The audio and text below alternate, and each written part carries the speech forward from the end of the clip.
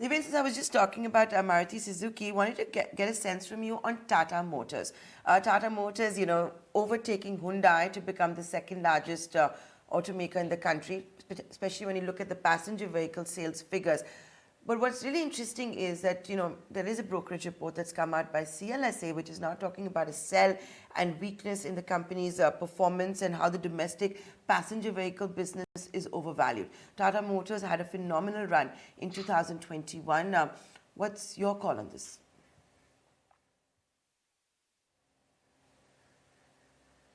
I think the kind of strategically the growth that they have planned, particularly in the passenger vehicles, I think is an absolute turnaround story as far as I think the business outlook of Tata Motors concerned. They have not only taken care of the front-end distribution part by systematically moving into those pockets where their presence was weak, but they also systematically created a very, very strong product portfolio, I think, by creating a smart engineering piece into the back end. So from that perspective, I think the quality of the product and I think their appeal to the customer, they are far more superior than they were ever before as far as Tata Motors is concerned. The strategy to put the electric vehicles into a separate company and drive electric vehicles, I think, through a startup kind of a mindset is an absolutely welcome strategy. I think this is something which you would probably always look up to from the Western world to learn from. I think company has implemented that part of it. Along with that, the commercial vehicle segment, it's a matter of time that I think you will see larger amount of growth in commercial vehicle segment. Few reasons. One important being the infrastructure spending by the government into different projects is going to have significantly larger demand for the commercial vehicles.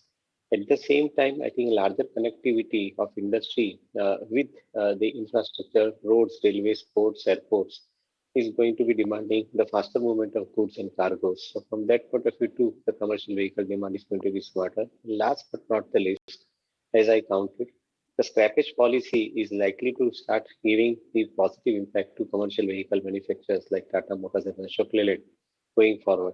So all in all put together, I believe that I think the company is far more in a better position. I don't look at the company from one quarter point of view, but strategically, I believe that I think this is a structural story for next 2 to 3 years or maybe 5 years as far as I think the outlook is concerned.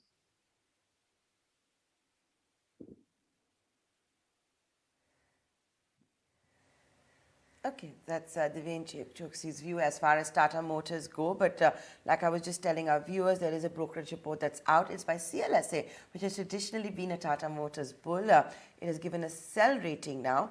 Why is it done so? What is it exactly saying? My colleague Shrishti gets the details.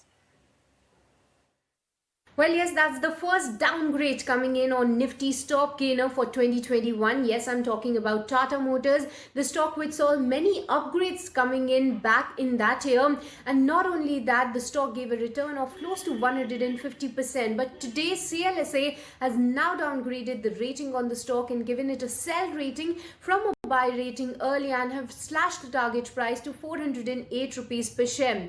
Now, CLSA somewhat still sound positive on the business recovery going ahead, but the main reason given by them for this downgrade is that now they find that domestic passenger vehicle business overvalued.